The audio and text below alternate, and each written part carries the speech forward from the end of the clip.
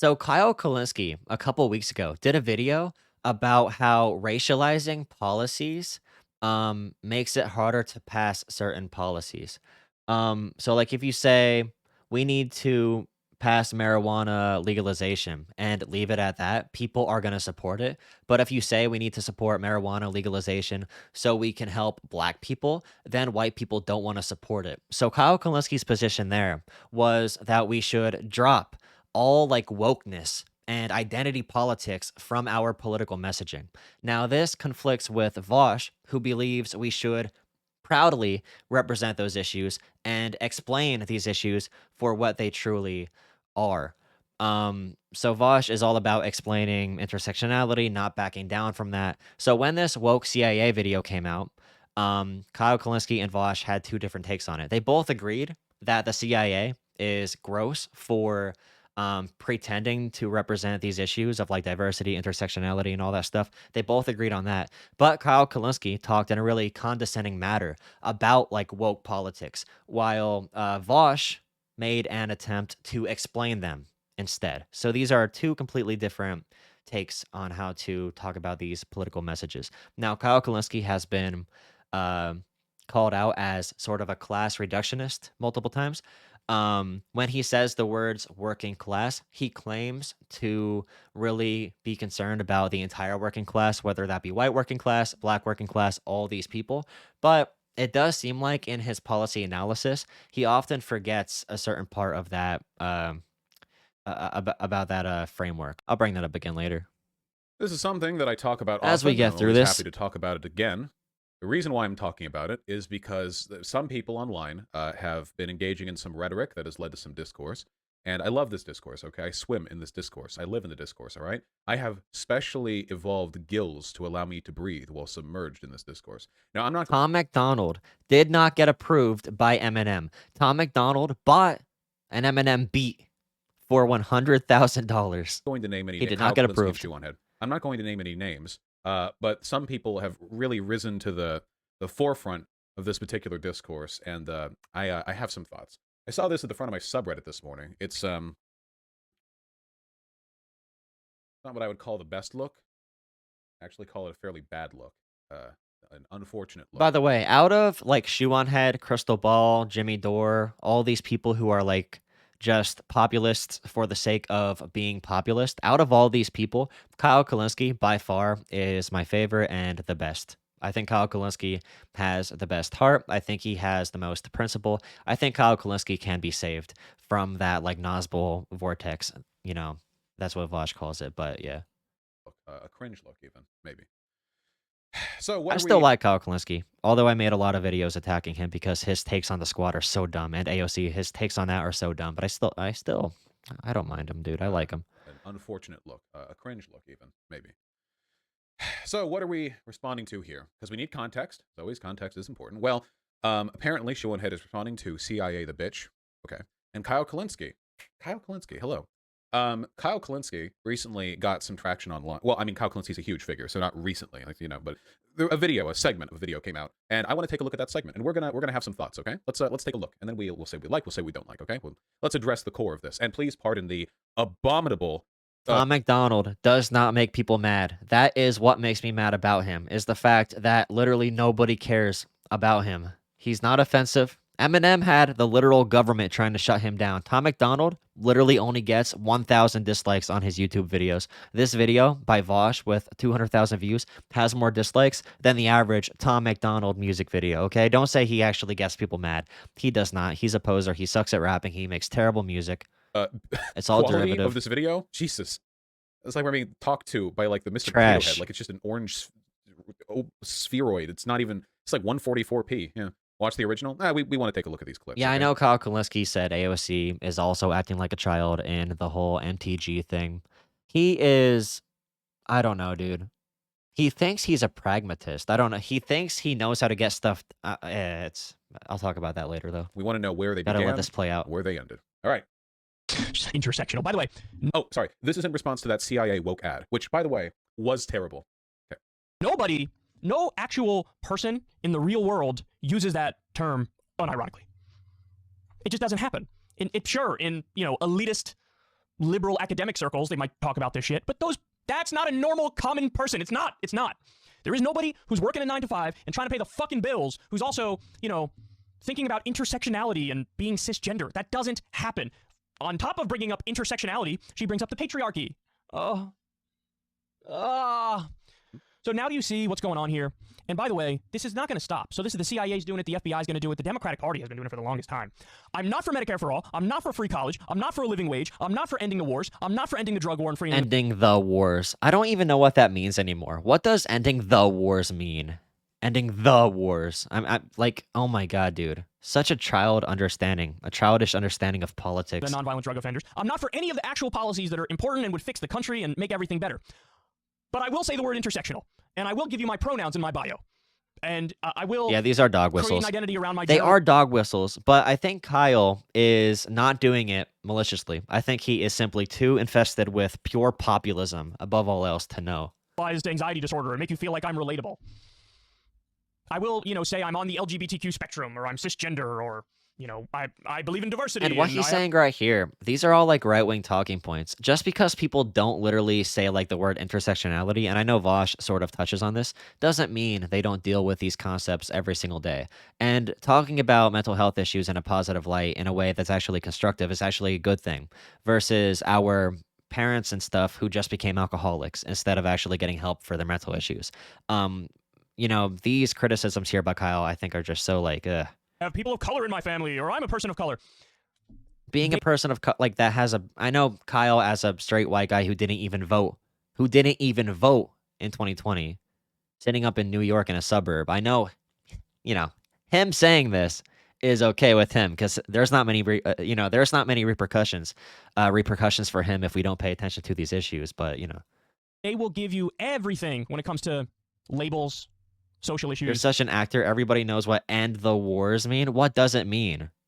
Like, it isn't like a game of Call of Duty with different maps. Like Afghanistan, Afghanistan, Iraq, we ended the war. Like, what? We moved troops from one area to another and said the war's over. Like, what does that mean? This is a constant geopolitical fight for occupying different areas of land and fighting over freaking oil and all this. Like, it's so more complicated than, like, simple, like, wars that you read about in a history book. It doesn't, like, have a start and end period. Like, oh my, it's not that simple. It just isn't that simple. And the wars. Being, against unnecessary conflict is a good thing, but you should be a lot more refined in what you're like criticizing, in my opinion. And by the way, it's hilarious that the CIA is doing the Democratic Party trick. I believe in diversity. I'm strong. I'm proud. I'm a daughter of immigrants. I'm a woman of color. I'm perfectly made. I'm proud of me. I'm a cisgender millennial. I have generalized anxiety disorder. I'm intersectional. I despise the patriarchy. And by the way, my main job is going to be to press the button on the drones that blows up. But he's giving people overseas. That's the thing. Criticize the CIA without giving credence to right-wing talking points. Talk about the substance without degrading the woke parts of it. You can do both. You can do more than one thing at a time. And I think Vaush says something about that. I'm not going to let Vaush talk for the entire video because I want to get to Kyle's response. And Vaush basically goes over what I just said. But let me see what he says here. I appreciate all the people in chat getting angry at Kyle Kolinsky for saying exactly the sort of thing that I've said in the past, at least sometimes. So let's talk about what we liked and what we don't like, okay? So here are the things that I like. A lot of what he says for the majority of this video is kind of a paraphrasing of something Malcolm X once said about the symbolic gestures, what are the symbolic concessions? I'm not familiar with the full, or I don't remember the full quote. But the idea is essentially this. The elites, you can talk about politicians, we can talk about the CIA, we can talk about corporations, whatever, people with social power are... Okay, let's go to Kyle's video, because Vaush is basically going to reiterate what I just said, and Kyle Kolinsky's video is going to be better to respond to. Let's see. Kyle Kolinsky. Kyle Kolinsky responds to criticism. I did the segment the other week about the woke CIA, and I didn't think anything of it. The overwhelming majority of you agreed with the segment, but of course, some people on Twitter clipped it out of context and ran with it, and people who don't like me use that to come after me. Well, to my surprise, perhaps a little bit, somebody who I actually like caught wind of the clip, watched the clip, and responded to it. So this isn't a segment to attack this person. I view this as like an opportunity to further discuss this issue and dive into it and flesh it out. Vaush did a really good job at making his criticism in a way that wasn't like condescending or attacking like Kyle Kolinsky at all. And tell people what my position really is and what I think makes sense and what I think doesn't make sense. So you're going to hear here. Kyle went out of his way to support Mondare Jones. And what do you mean out of his way? What does that? I supported him for that race, and Mondare Jones was in Kyle Kolinsky's district. What do you mean out of his way? A clip of the streamer Vaush, political streamer, lefty, named Vaush, and he's gonna basically dissect. By the way, Vaush says Kyle Kulinski is bad at like general messaging and getting new voters. Kyle Kulinski in this video you're gonna see says Vaush is bad at getting regular voters and messaging, when in reality they are both pretty bad at real politics. If you really want to talk about rhetorical strategies to run like a congressional campaign, both of these people would not know what they're doing. This is very online stuff that we're doing right now. This clip from my woke CIA video. Vaush is too pretentious and too wordy and too academic, even though he tries not to be. And he doesn't fit the culture of like the people that we need to actually sway when it comes to voters. Kyle Kolinsky has his head in the clouds. He thinks he's right about literally everything. He thinks he's pure about all of his ideologies. He's unwilling to work within actual realistic political frameworks. At least Vaush is a pragmatist, which is why I like Vaush a lot more. And I think Vaush really shows people how to work good within politics. So I think Vaush definitely has the leg up here. But I think it's really funny seeing these two people fire back and forth all these shots about who's going to be better at real messaging and real politics when they both are in they're both sort of not good at that. Watch. Yeah, Destiny isn't... None of the big debate bros. Maybe... No, not even... I mean... When it comes to actually building movements and bringing people in, I'd probably say Hassan might be the best at doing it, just because Hassan just plays video games and then he does politics whenever a big news story happens. He's not too because he's a normie, so that's like helpful. But even him, he wouldn't be able to work in real politics. And I'm sure everybody knows basically Dylan Burns. I'm sure, and if I ever talked to him, I would ask him this. I'm sure he has like an on and off switch. He probably has his internet persona and what he talks about to people online. And then he shuts it off and goes into his real world mode, where he talks about real policy issues and he knows who he's talking to and how he's trying to reach those voters. I'm sure he has like an on and off button for that. But by the way, one more thing. If you are the type of person who is very good at real politics, you're probably not going to get a big following on the internet. You're probably not going to, because getting a big following means you're like really bombastic, and a lot of times you're abrasive and very rude and very how these people grow. Destiny and Vaush grew off of the debate scene. Xander Hall stopped growing after a while, and he literally said to Destiny, "Hey, Destiny Papa, when can I be more like you? When can I be mad and be involved in the blood sports like you, Papa? Papa, when can I be aggressive so I can grow?" He literally said that to Destiny. Yeah, I mean, political pragmatism isn't exactly how you grow online. Anyway, back to the video. Ending the drug war and freeing the nonviolent drug offenders. We already watched this because this is the video of Vaush watching it again over. Oh no, here. People overseas. There's the clip. There are a few others that follow it, but that's the main one. We can talk about that. I appreciate all the people in chat getting angry at Kyle Kolinsky for saying exactly the sort of thing that I've said in the past. We saw At this. least somehow. We saw this. Criticize. We saw this here. Kyle, respond, please. And watch the whole video. I'll put the link in the video description box. I want you to get the totality of his comments, not just the snippets that I showed you. But so to be fair to Vaush, I don't know if that last comment was directed at me, or I don't know if it's directed at some nondescript, populist lefty that he's talking about who's online. But, needless to say, and obviously you guys know this if you're watching this channel and if you do on a regular basis, that criticism doesn't remotely make sense when it comes to me.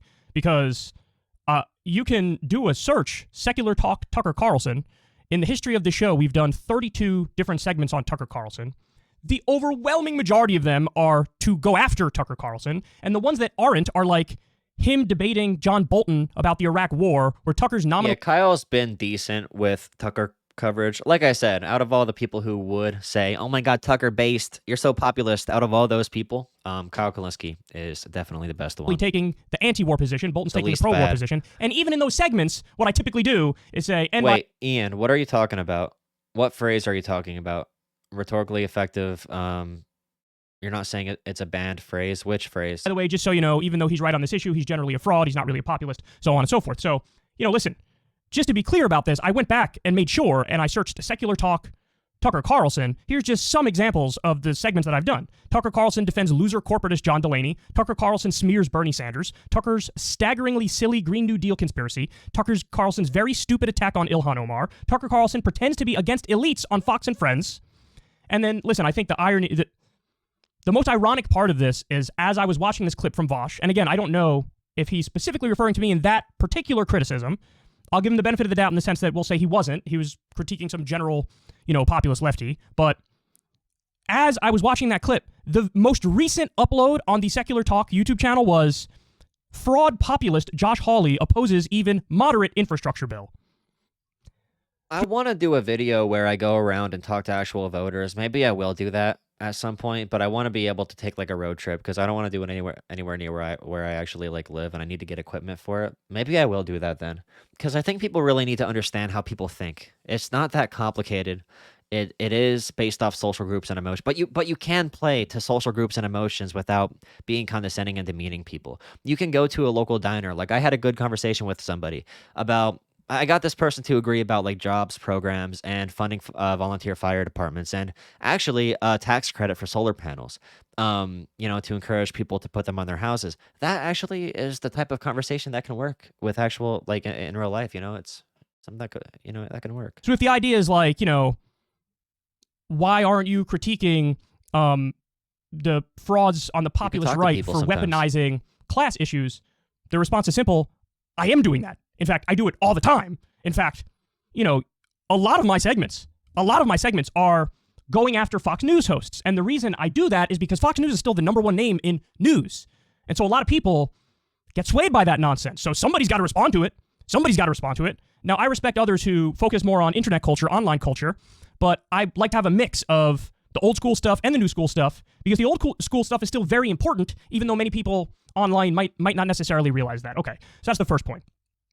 The next one is, he says it sounds a lot like when I or people like me bring up the working class, it sounds a lot like I'm referring to the white working class only. I want to be clear about this. That 100% is not what I'm referring to. And I consider that so obvious that to make a distinction and be clear that I'm not referring to only white people seemed silly to me.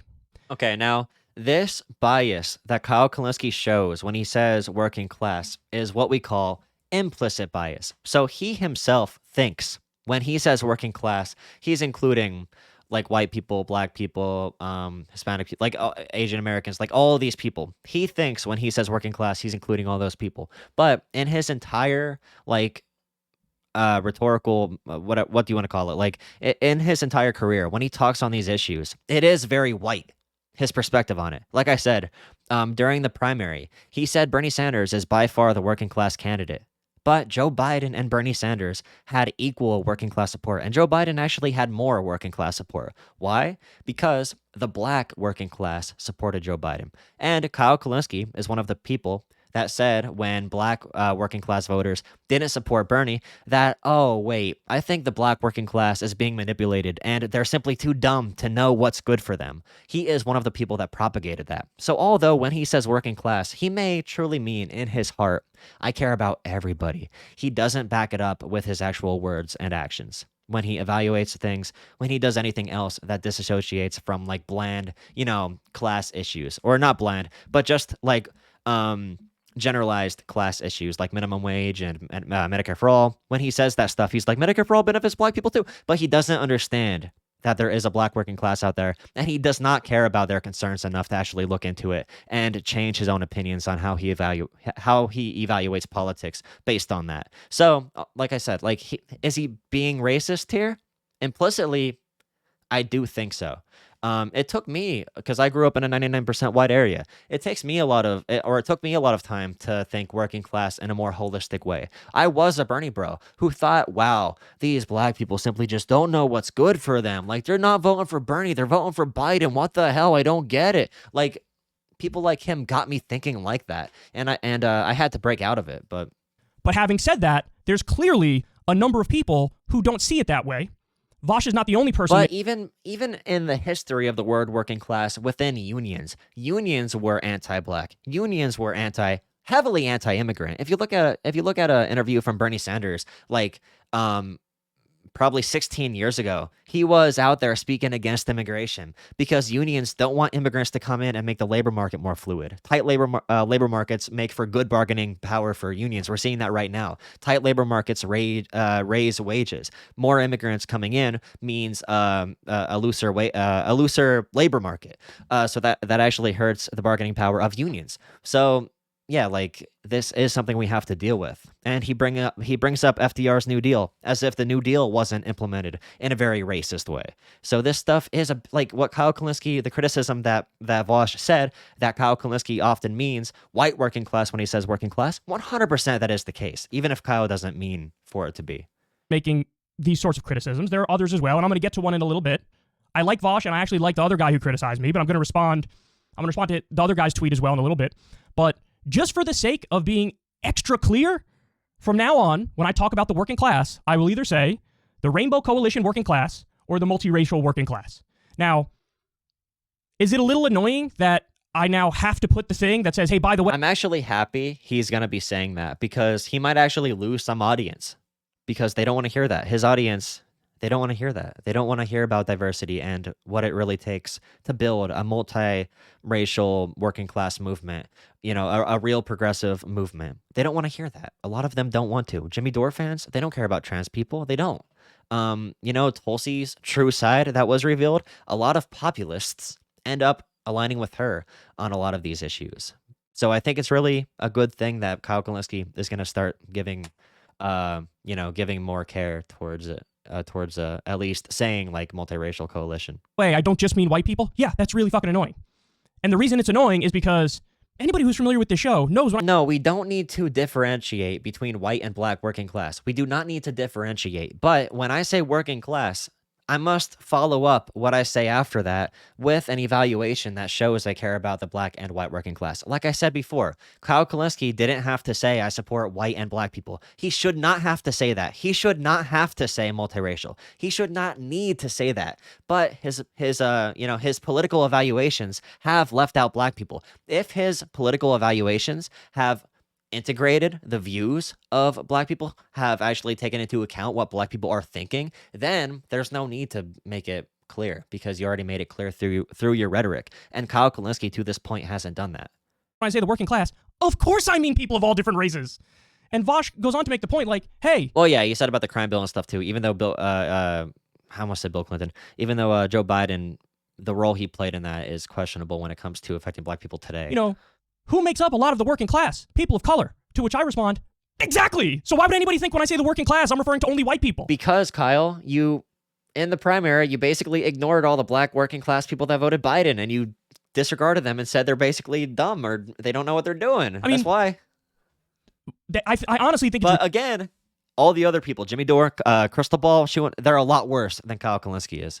Kyle is much, much better. I really like Kyle. But just for the sake of clarity, from now on, I'll say the Rainbow Coalition working class or the multiracial working class. Now, beyond that, there's one criticism that I think has some merit that I will correct. Well, actually, I guess this is the second one I'll slightly correct because I'm going to do the multiracial working class thing. But the other criticism that I think has a grain of truth in it is this idea that I unfairly lumped in intersectionality with liberal identity politics. And his argument is, yeah, criticize liberal identity politics all you want. I criticize liberal identity politics, but don't lump in intersectionality with it because that's not fair because intersectionality actually matters. Now, the concept of intersectionality is not something that I'm against. And the idea, for those of you who don't know what it means, and I know most of you do know what it means, but just to sum it up in layman's terms, it means that all these different political issues are linked and they're all related. So you should care about a variety of the issues. That's the idea behind intersectionality. So my problem... That's not a great definition of it. Isn't with intersectionality the concept. I agree with the concept of caring about a variety of issues because they're all linked. My issue is with the literal term intersectionality. And the reason... Didn't he really just leave out older black people? Well, didn't Breonna Joy Gray do that? Didn't she make a tweet that said, oh my God, dude, I forget exactly how... Does anybody have that tweet by chance? That you can send it in Discord? But didn't Breonna Joy Gray say something about, like, older black voters don't count? I feel like she did that. The reason I have an issue with the literal term is because it's insular and off-putting to most normal people.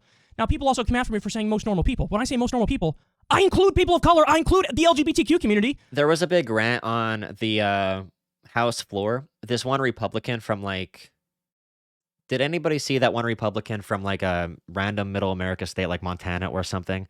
They were making arguments on why DC shouldn't be a state.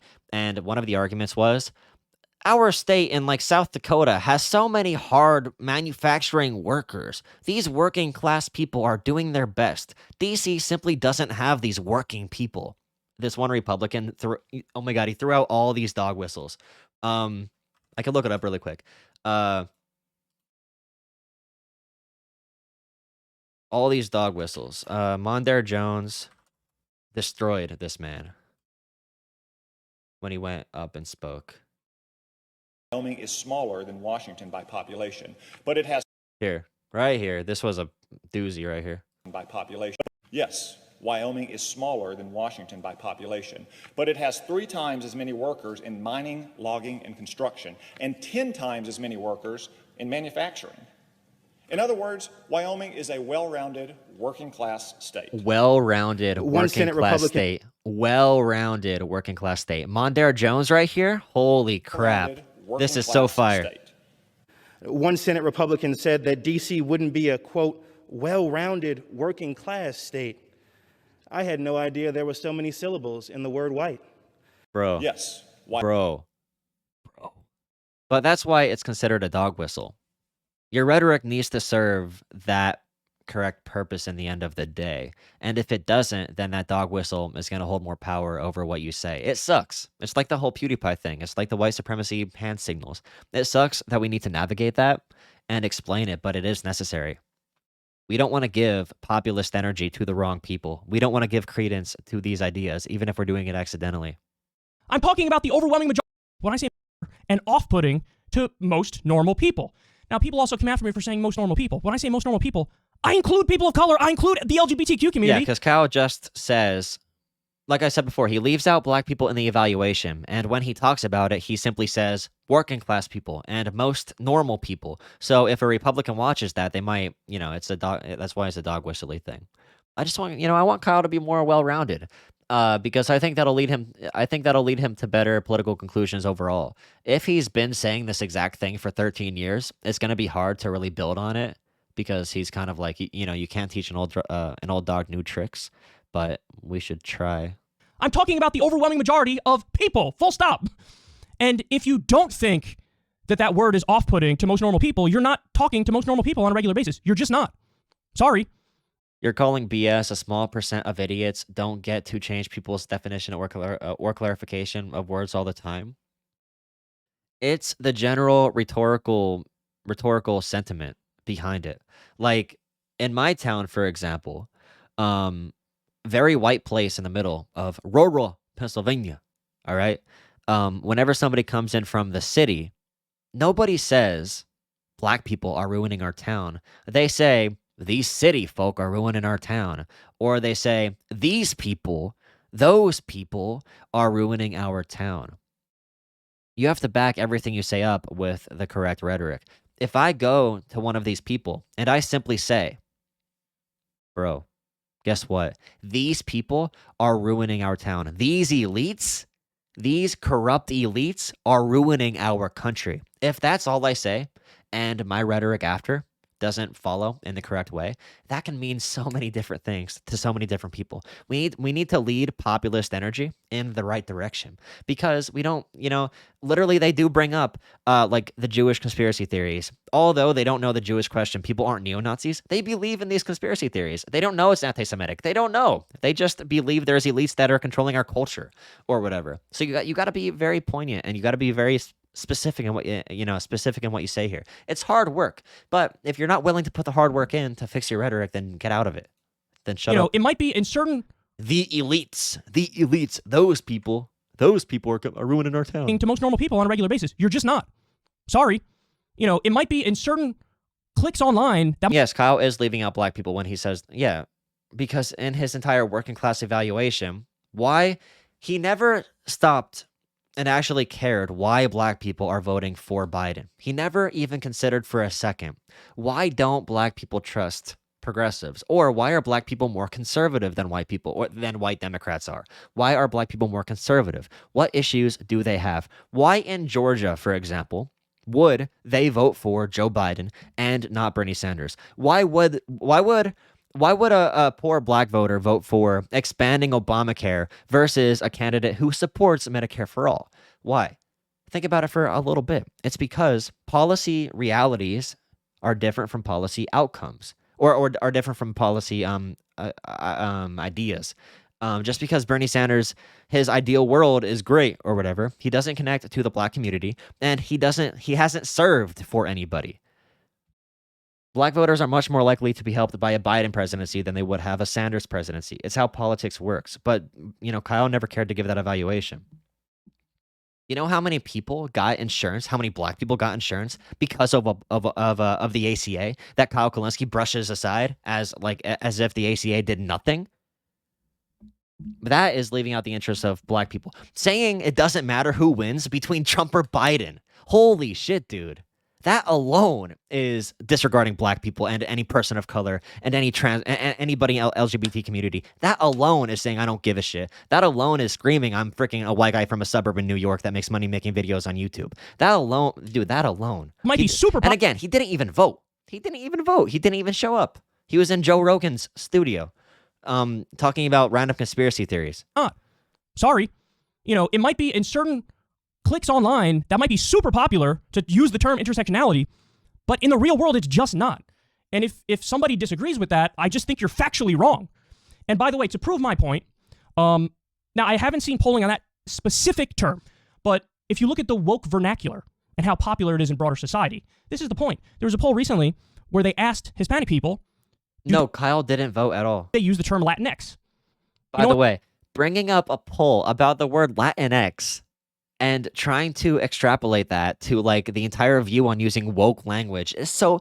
Latinx is probably one of the most disliked things in the world. When it comes to these words that they made up for certain things. No crap, that's going to be you can't use that data. That data doesn't even. What percentage apply does? Here. Holy crap! 3%. Point made. That's my point. Is that the language, the terminology is incredibly insular. And yeah, the Fred Hampton left, the people that are basically ruining, they're really shitting on the grave of Fred Hampton by what is that word? Like you said, whitewashing him and basically saying he was a dumb class reductionist or whatever. Subculture-y. He was much smarter than that. If you want to be part of an insular subculture, okay, by all means, go right ahead. I'm not knocking you for it. But my point is, don't pretend like it has broad appeal, because it fucking doesn't. It just doesn't. So he goes on to bring up this thing called the Nazball vortex, however you say it. I'm not saying that older black people care about intersectionality. I'm not saying that's an academic term. What I said about Kyle Kolinsky and black people doesn't even connect to this at all. I'm talking about Kyle Kolinsky's history. Now we're moving on to the woke topic. The idea is you don't want to be part of the people aligning the far right with the far left, so Nazis with Bolsheviks, because that's a dangerous game to play, and those people are. Yeah, I'm one of the number one people that speaks out against using the term white privilege. Oh my God, dude, whenever I raise my hand in my college classes and I say that, I get a lot of dagger shot at me. You don't want to say white privilege? What? You don't want to tell white people what they did wrong? You want to use better rhetorical strategies to actually change things? Oh my God, dude, I get so much flack for that. I'm not for using this ideology or using these languages. But when corporations or organizations like the CIA decide to co-opt this language, we should not say, oh, all that woke stuff is bullshit, dude. It's so stupid. All these whiny college kids pretending to have mental disorders. The LGBT what? Oh, they're idiot. That's not the proper response. The response should be, they are falsely representing these issues. They don't care about actual policies. They don't actually care about the working class. The CIA is not using this in the correct way. This is what we actually mean when we say this in a classroom. That is not affecting this conversation we are currently having. You don't have to back away from this within every single conversation. I'm not talking about that. Enemy, so on and so forth. You don't have to know the word intersectionality to feel the effects of it in everyday life. We don't have to make it super academic, but Kyle's response to it is wrong. And I already said earlier, Vaush is too wordy and academic when it comes to this stuff too. He's too sociological with it. I already said that at the beginning of the video. My only rebuttal to that is I never tell people it's okay to be far right, to be an extremist. In fact, my record shows I deconvert people from the far right. In fact, that's the thing I'm most proud of. Now, the most proud of. Before it was Justice Democrats, or it was a tie with Justice Democrats. Now the thing I'm most proud of is when I go to Politicon, one of these events, the number of people who come up to me who say, hey, I was a Ben Shapiro fan. Hey, I was a Steven Crowder fan. Hey, I was going down the alt-right pipeline. And I saw your stuff, and it took me out of that, and now I'm a lefty. I lost count of the number of people who said that to me. And I think Kyle is really good at being a cheerleader for certain policies. He's been repeating the same things for like the past 10 years. I think he's good at doing that. And every content creator can say they've moved people over from the far right pipeline. They do different jobs. But I'm saying Kyle Kolinsky can and should be doing his job better at this point in his career. that really makes me proud. That really makes me happy. That's the single most important thing, because I'm changing minds. Now, listen, I don't need to tell Vaush this. He changes minds also. I know it as a matter of fact. I've seen it. So I guess my point would be, you can't just call anybody who has a slightly different approach to you or take slightly different positions on issues part of the Knotsball vortex as if now I'm somehow part of the problem or the populist left is somehow part of the problem.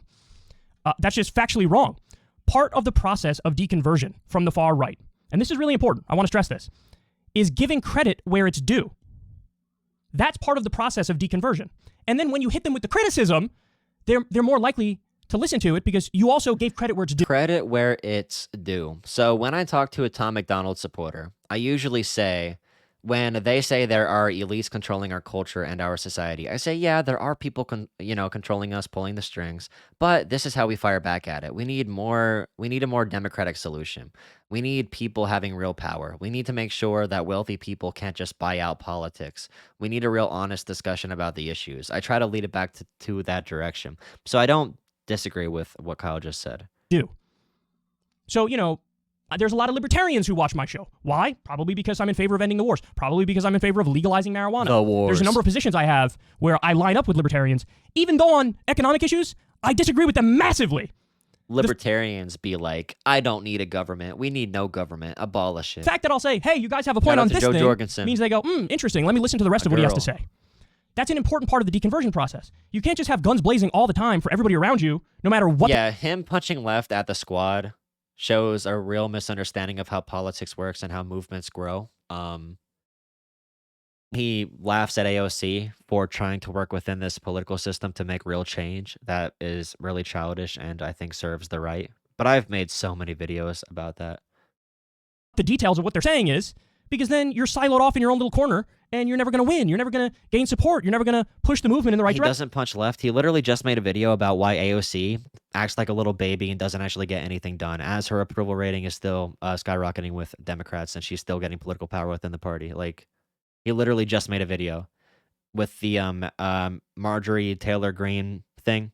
He blamed AOC for part of that. He's like, he still has that mentality that I have criticized many times, that politics is like a game, and all AOC had to do was fight more and criticize Pelosi, and AOC would take over the party, as if that would work with Democratic voters. He doesn't care about the demographics. He cares about feeling like he's doing something more than achieving actual progress. He's all about making a point, but in order to actually change stuff, you need political power. You don't get political power by not getting voters. How do you get voters you don't have? What voters do we not have? The voters we do not have currently are Pelosi-type voters, are voters that like Biden, are voters that like Pete Buttigieg. Those are the voters progressives need to learn how to get.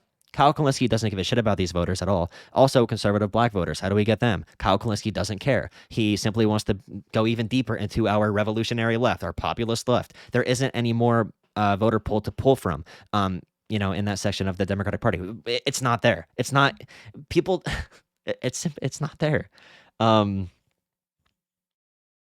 we need regular Democrats to vote for us. We need this party to become ours. When Pelosi leaves, AOC needs to be the face of the party, because AOC has been courting Nancy Pelosi voters for a long time. I'm going to talk to a lot of mini Jimmy Dores in a couple weeks, and I'm going to keep on asking them, what is their plan to getting how do you get a Nancy Pelosi voter on your side? How do you get that person to vote for you? How do you get a Nancy Pelosi voter? That question must be asked. We much ask that. Direction. So I think that's another important point. But I want to get even more specific. So let's get to my criticism of wokeness. Okay. My criticism of wokeness is twofold. Number one, it's exploited by the powerful and used as a leftier than thou veneer. That's the CIA thing. and the CIA has done this a number of times. Corporate Democrats do this all the time. When these powerful institutions cave on the symbolism, they're caving on the symbolism. They'll use your terminology, they'll use your words because nothing hinges on it. And if anything, it reinforces these institutions of oppression and subjugation, because then they turn around and say, I don't know what you're talking about. I'm in agreement with you guys. I'm with you all the way. Look, I said patriarchy. I said intersection. Shout out to Kyle for being a person that platformed Justice Democrats. He wasn't involved in any of the actual political work. He actually quit before they did anything to get anybody elected. But shout out to Kyle Kolinsky for helping get it off the ground and getting funding going towards it. Some old Bernie staffers are the real heroes on that operation, although Kyle Kolinsky and Jank always claim credit for it. Awesome. They had platforms. They got donations for it. But the real people that actually got stuff done, Kyle was not included in that bunch.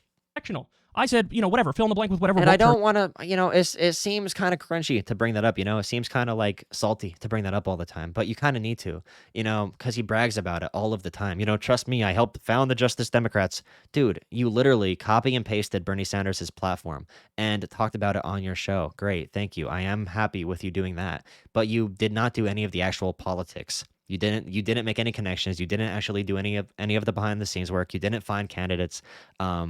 But you did give them a microphone, which is great. You want to use. Drop a like, please, on the stream. So, if you're watching, my first criticism of wokeness, I don't know how anybody could argue against that because that's just factual, and Vaush doesn't argue against that. He agrees with that.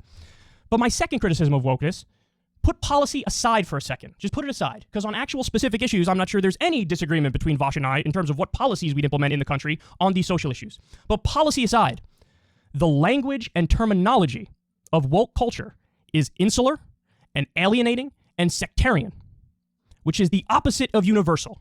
So the culture is purposefully a subculture, and you don't embrace a subculture if you want to win. You embrace an edgy subculture if you want to be in a cult with a small niche group. Now, again, I'm not knocking you if you want to do that, but don't fucking pretend like you're popular, because you're not. Don't pretend like my point is wrong when I say most common normal people are not walking around talking about how my generalized anxiety disorder and my intersectionality and my hatred of the patriarchy and my cisgenderism or Vaush didn't make this claim, though. Yo, what's up, Neo? I saw you on Twitter, I think. Yeah, true. Thank you so much for $10, Ron. Thank you. Elitist PMC liberals are more likely to support progressive policies than white working class. Yeah, 100%. These people who are like, who would probably be in the category of like, they think they're white saviors. Those people are actually much more likely to support like a black movement than like for some reason, like Kyle Kolinsky. And like, this is how he relates to that one guy, Infrared, that I talked to, that, the internet term tanky. They relate in the sense where they think every poor person has some type of like mini Marx inside of them. They think every poor white person simply needs to be like given the right policies and they'll be like socialists in a day. For some reason, they think they think class matters that much when economic anxiety doesn't play that big of a role at all. It's social and cultural stuff. But there is a complex relation between economic anxiety and cultural anxiety. But economic anxiety isn't anywhere near the cause of cultural anxiety. But holy crap, dude. Thank you so much for $10, by the way, Ron. The populists still think Trump voters are secret progressives, yeah. My asexuality or whatever. Like, if you bring that stuff up and talk about it casually as if this is what regular people working 9 to 5 are casually chatting about, it's just fundamentally not true. And when I say common normal people, I don't just mean... No, I'm not saying Infrared is comparable to Kyle. I'm saying on that one point, if you put class too high on your priorities, you end up with that conclusion. Oh, poor? He actually said to me, Infrared said this to me, and I think Kyle might agree somewhat. A rich white liberal is less likely to support a socialist policy than a poor white conservative. That's what Infrared said to me. And Kyle Kolinsky gives me those vibes a little bit. Like, poor white people are more on our side in general just because they're poor than like rich white liberals are, or like suburban white liberals are, when that isn't the case at all. As if this is what it's not bared out in the voter data. There's no no or my asexuality or whatever. Like, if you bring that stuff up and talk about it casually as if this is what regular people working 9 to 5 are casually chatting about, it's just fundamentally not true. And when I say common normal people, I don't just mean white working class people. I mean people of color. I mean the LGBTQ community themselves. So those are my two criticisms. Number one, Wokeness is exploited by the powerful and used as a leftier than thou veneer argument.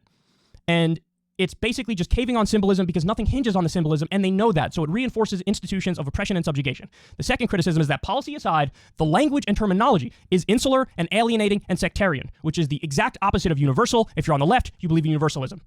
The culture is purposefully a subculture, and you don't embrace that if you want to win. You have to appeal to the majority of people, whether or not you like it. Now, again, am I saying that you're not allowed to call yourself whatever you want to call yourself? Use whatever gender terminology you want to use? No, call yourself whatever you want to call yourself. No problem with that whatsoever. Identify however you want to identify. No problem with that whatsoever. The point is, don't pretend like that shit is what's popular and that shit is what wins elections, because it's just not.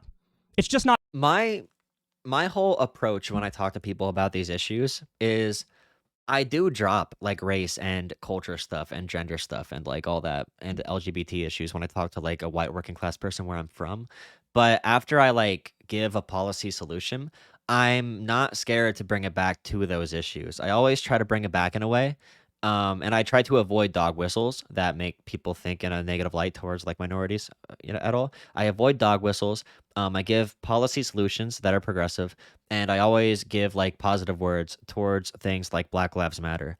There's a big issue with alcoholism and the opioid crisis, where I'm from, and in white parts of America all over the place.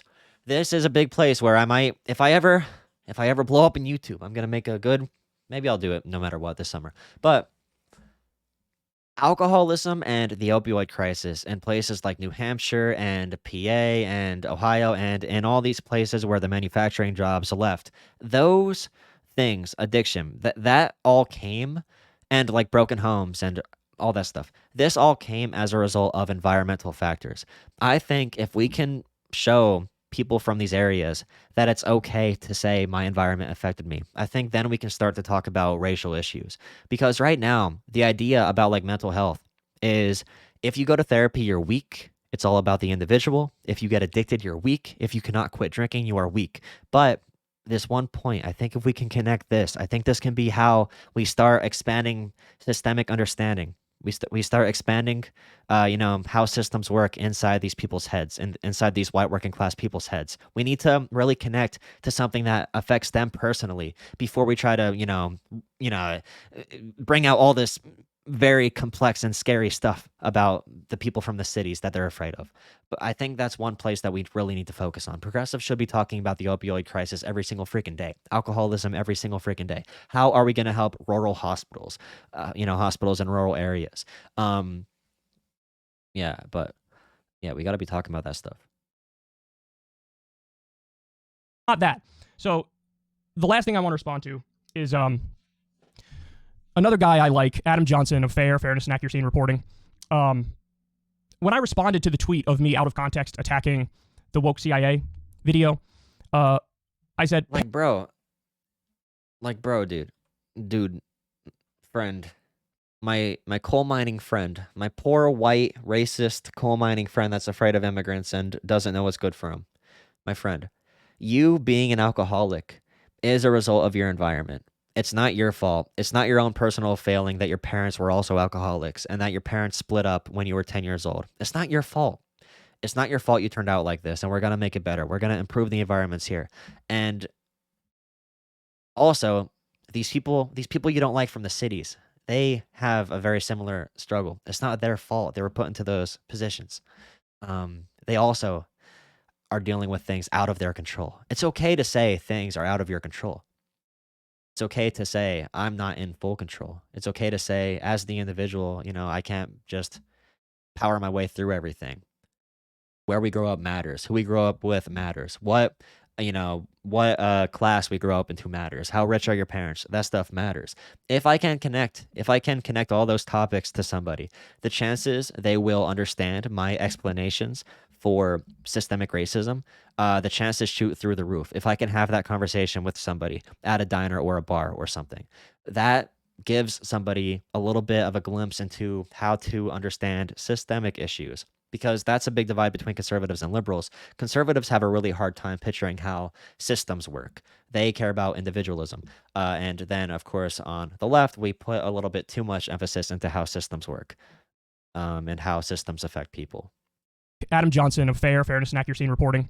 Where the coal at, bro? When I responded to the tweet of me out of context attacking the woke CIA video, I said, hey, thanks for sharing. This is some of my best work. And then I said, I'm attacking the woke CIA stuff here. If you think I'm actually like anti-diversity, then LOL. Like, that's the silliest thing I've ever heard.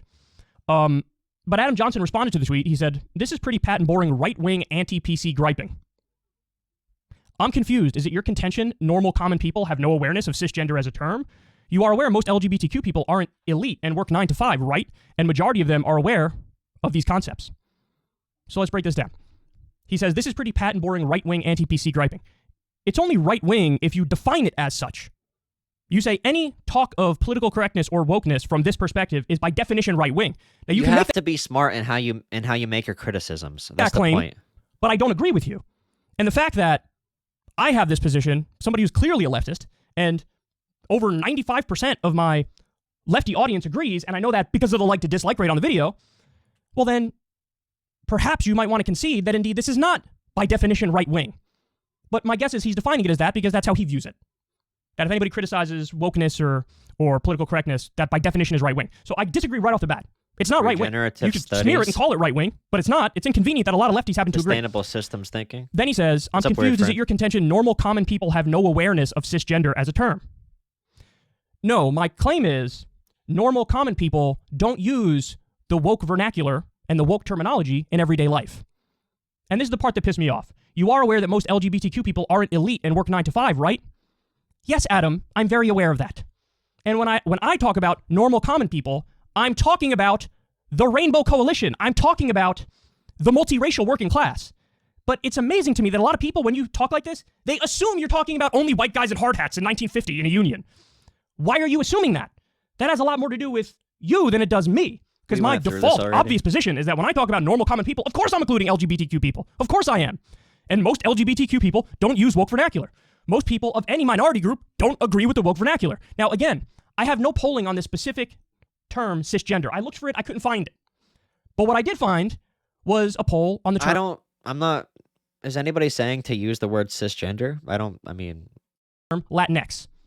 And the thing is, though, if people don't understand it, there's no reason to be like, Kyle's tweet given by Steven Crowder would fit perfectly. But there isn't a point to making that tweet. Make the argument that the CIA sucks and they won't actually support these policies, these real policies or whatever. You don't have to demean, you don't have to give fuel to the right-wing arguments. Very respected polling company, I don't know if it was Gallup or Pew or whoever, they asked Hispanics, do you use the term Latinx? And again, only 3% of them said, yes, I do. That's my point. Latinx, huh? That's it. That's the whole point. That's the whole point. By the way, for anybody wondering about my channel now, basically, I'm going to try to stream 3 nights a week at sometime starting between 9 and 11 p.m. Eastern time. 3 or 4 nights, unless if something big happens. But yeah, 3 or 4 nights. If like Vaush is streaming at night, I'm probably not going to stream at the same time. I'm going to do the old Xander Hall tactics. So I'm going to pick nights where he is streaming during the day. For anybody wondering. Normal common people, including people of every minority group who are part of the working class, of course, they don't use your terminology. They don't. That's just a fact. That's just a fact. Now, again, you don't have to like that, but it's a fact. So that's probably the criticism that most got under my skin is this idea that, like, when I'm referring to the working class, I only mean white people. Why would anybody ever think that? Because you're actually strawman. You explained that you working at an Amazon warehouse, you don't use these AFAB and cis because it's a large dialogue tree. Yeah, but the thing that I'm saying is what we try to do is we try to support those concepts. You know what I mean? We try to support those concepts without the buzzwords, right? Because they've weaponized it and made it buzzwords. So we try to explain it. You know, you got to explain things to people as if they're children, but you can't be condescending as if they're children, if that makes sense. You have to be gentle with people. Being harsh towards people or like coming right out with radical ideas simply doesn't work. If you're mad or radical in your approach, it's not going to work. You have to plant seeds and hope they grow. Manning people who believe what I believe and assuming that there must be some bigotry somewhere in there for them to make the claims that they're making. And I'm sorry, but that's just not true. I'm not saying Kyle's wrong. I'm saying he's not good at it. He's dumb. He's being a useful idiot in a lot of these things. Now, Final thing I'll say And is, he does ignore black issues a lot of times, even if he does speak to it. to prove my point that when I derided intersectionality, I didn't mean the concept. I meant the actual literal term. And I told you, I like Kyle. I like Kyle. He's good. Kyle's takedowns of right-wing talking points about like universal healthcare being bad. Holy shit, dude. Those are the best videos on the internet. Freaking Vaush can't make those videos as good as Kyle can. Whipping out those talking points about Medicare for all. Nobody does it like Kyle Kolinsky does with that stuff. But when it comes down to this stuff, he's kind of bad, in my opinion. I say in the exact video that Vaush is responding to. I bring up Medicare for all, free college. It's like Destiny, dude. When Destiny's attacking the right wing, it's pretty good videos. But when he's attacking the left, he just wants to be edgy or whatever. Like, some people are just good at certain things. Wage, ending the wars. Want to talk about justice for people of color overseas who are being killed by U.S. empire, and freeing nonviolent drug offenders, and legalizing, taxing, and regulating drugs. The drug war disproportionately targets people of color. When I talk about if you want to know about the black issues he's missing, go back like 20 minutes. all those issues, that's intersectionality. You care about all these issues that affect all these different communities. That's intersectionality. I'll go further. Do I support transgender folks being a protected class in the same way that racial groups are protected classes? Yes. Yes. 100% I do. So do I care about all these issues? Of course I care about all these issues. I believe in intersectionality as a concept. What I don't believe in is pretending like the term intersectionality is popular and that most people use it when they don't. Nobody said that, bro. They don't use Latinx. Don't use intersectionality. They don't talk about the patriarchy.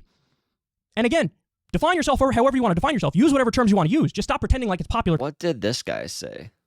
This guy gave Kyle Kolinsky $25. We should target the DNC's ban on primary candidate. Have your own debates on Twitch if you're a progressive candidate. Because it's not. That's the point. It's not popular. Nobody uses that vernacular except liberal elite academics and very tiny niche subgroups. Now, that's the problem. I agree. Again, but you don't got to give the credence to the right wing that framing. the left faces. And I really think this is maybe the most important point. Destiny versus Kyle happened. Oh my. I think Destiny said, oh my god, Destiny made an entire video like attacking Kyle Kolinsky's dead dad or whatever. Point that was wild. The left, at the same time, they want to win and get power and implement our policies. They also sort of want to remain its own little exclusionary, edgy subgroup. You have your niche little fellow members of your cult that believe everything you believe. And you want, at the same time, be countercultural and the dominant cultural force. You cannot have it both ways. You cannot have it both ways. Kyle Kolinsky as president or Biden? I would rather have Biden as president because Kyle Kolinsky would literally just be sitting there doing nothing other than yelling, Medicare for all is the moral obligation. We need to do Medicare for all, right? End the wars. End the wars. Listen to me. End the wars. Okay, Joe Manchin, listen here. If you vote for my policy, guess what? I'll buy you ice cream. I'll buy you ice cream. Joe, I'll buy a bridge for West Virginia. Joe Manchin's like, no, I don't want to vote for your policy, Kyle. Kyle, because he makes all these videos about like Joe Biden and Joe Manchin. Joe Biden, all Joe Biden's got to do is just like make Joe Manchin vote with him. Like, it's that easy. So like Kyle Kolinsky would just be yelling at people and like talking about like morality and stuff without actually getting any political power and getting stuff done. Even Bernie Sanders, I think, would have gotten less done than Joe Biden within this amount of time because, you know, Bernie Sanders had to put different people's names on his bills to get them passed before because being a socialist was so toxic in American politics. So like even Bernie Sanders, he wouldn't be getting these Joe Manchin votes on the basis of Bernie being called a socialist because he comes out proudly as that. Politics is weird. The way political power works is weird. So like, although you want a candidate ideally that supports everything you support, sometimes a candidate that doesn't support what you support can actually get you closer to your end goal. Ways. Now, am I arguing you give in at all on actual policy issues? No, not at all. Not at all. But I am arguing you do whatever the fuck you have to do strategically to win. And if that means dropping...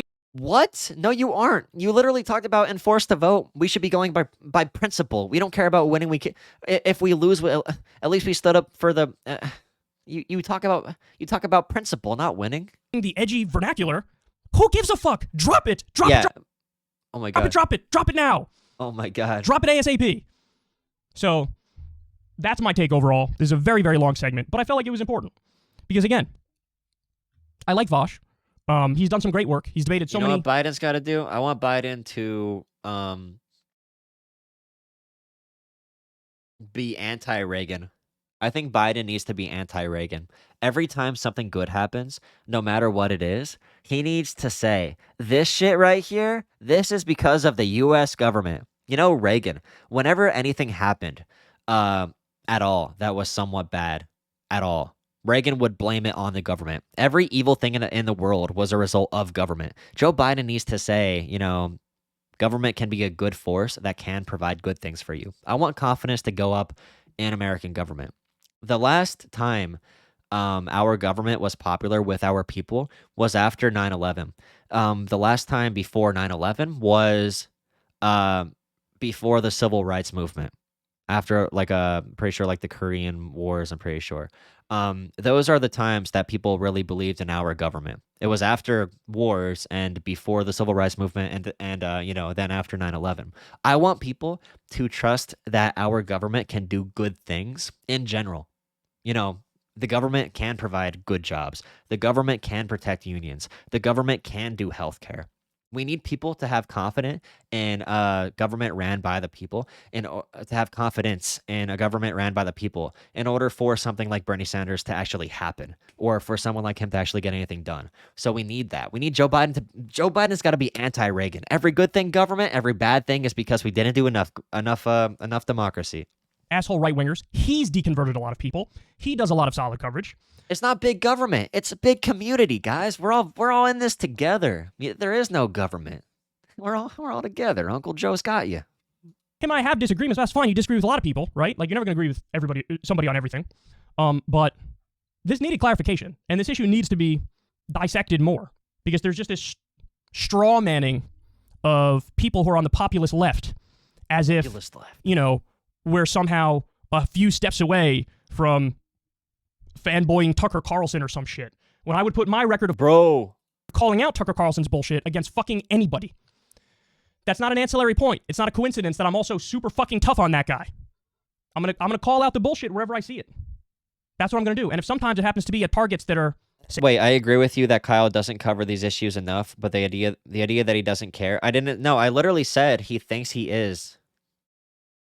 He thinks in his heart he is talking about them when he says working class. I'm saying it's implicit. He doesn't even know about it. He doesn't know about his own bias. I think he does care. That's what I said earlier. But I think his rhetoric doesn't follow. Sacred cows on the left. Too fucking bad. Too fucking bad. Because I'm interested in actually targets that are sacred cows on the left. Too fucking bad. Too fucking bad. Because I'm interested in actually winning and getting our policies implemented.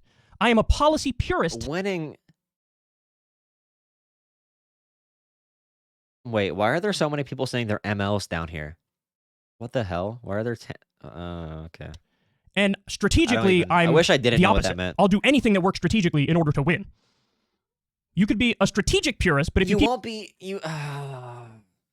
Kyle's co-opting the language of the pragmatic left by saying he'll do anything to win. Thank you so much for $5, Vilduck Vale. Yes, thank you so much. Props for good... This is good content to you? Wow, thank you. Very much appreciate it. keep losing, then you're going to keep losing. It's very simple. And this sort of stuff, I do think, hurts. It doesn't help. So anyway, I want to give Vaush an open invitation to come on Crystal Kyle and Friends. Oh, It'll be a friendly conversation. We can shit. dive into this issue and many more issues. I've talked with him a little bit about it previously. He's, agreed to come on. We were originally trying to get him in studio. Now, liar, dude. We'll do it remote, totally fine. So whenever he wants to come talk to me about this issue and other issues, we have disagreements about some burning your bus stuff, whatever. We can talk about all that stuff and more. So let's come on. You can come on and have this dialogue. And I also want to thank him for, in the criticism, being respectful and not needlessly hyperbolic and showing like some human decency. Because oftentimes online is a hellscape and people are vicious and they smear and they malign intentions and all this stuff. He didn't do any of that. His criticism was very respectful, very honest. And so that's why I'm more than happy to have a conversation with him. Consider this the open invitation. Dope. Okay. I'm just gonna post it like that to my YouTube. I don't care.